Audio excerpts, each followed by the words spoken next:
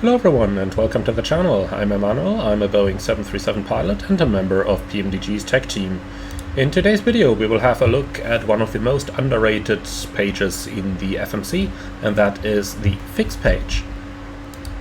I know that many of you guys are not using it at all, some are using it a little, but the vast majority of you is not exploring the full potential of this page. So let's go a little bit through some of its features and what we're doing with it. First of all, we start up with our departures. On every standard instrument departure, there is also an engine out standard instrument departure or a special engine out standard instrument departure. The difference between the two is that a standard engine out instrument departure is usually straight at for like 15, 20 or 25 miles, and then you would pick up a holding over there, while a special engine out standard instrument departure involves a turn. And we mark those using the fix page. Now let's go into a little bit detail how we do it. For example,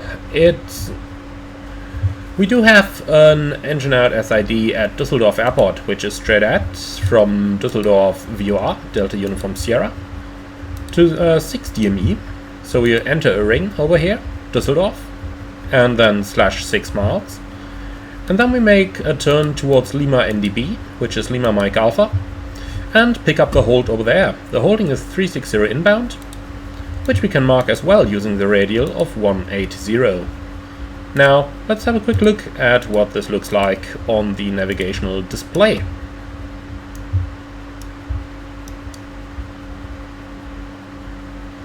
Basically, you can see it over here. We are going straight ahead to 6 miles on the runway track, then we turn right towards Lima NDB and then hold 360 left turns. The inbound track for your holding is now basically depicted using the radial function on the fix page. If you do not have a turning SID, so if it was, for example, straight ahead to 25 miles, you can still do that by simply putting in Düsseldorf and then /25 to mark the point that you should not exceed on your flight. Another very useful function of this, if you do happen to have a free page, is to mark your minimum safe altitude. Minimum safe altitudes on your charts are normally given within 25 miles around the fix in question. So if we are departing Düsseldorf and we have an MSA defined around the Düsseldorf VOR, then we can also enter Düsseldorf /25 to mark the area within which the MSA is valid. That is a very nice function to enhance your situational awareness. And that basically concludes what we're using the fix page for on our departures. Next up is our en route flight. And we are actively using the fix page to mitigate against prolonged loss of communications. So what does that mean?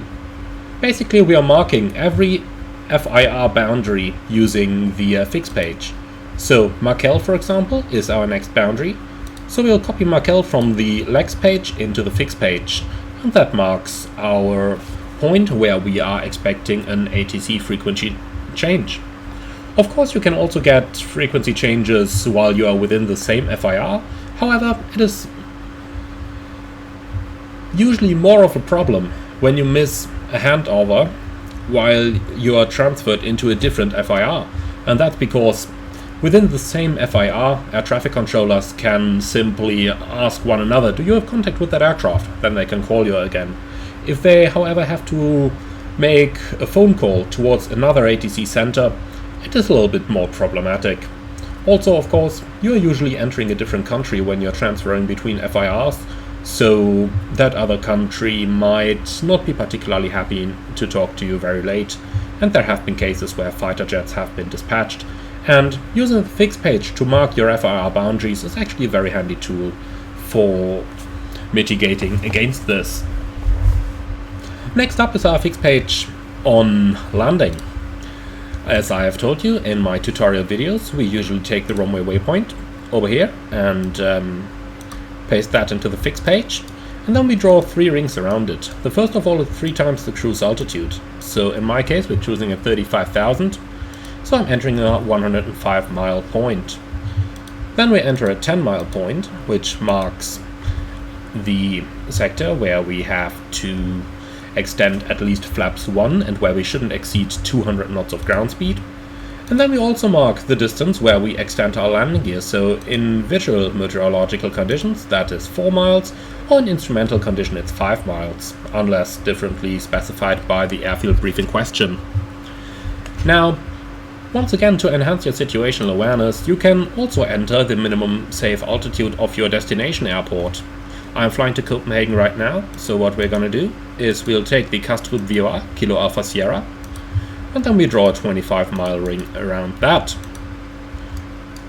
And basically, when we get to our destination, then this is what it looks like. So, we have a 10 mile ring in here. Next up we have our 4 mile ring, and then we have Kastrup VOA marked over here, and the 25 mile ring.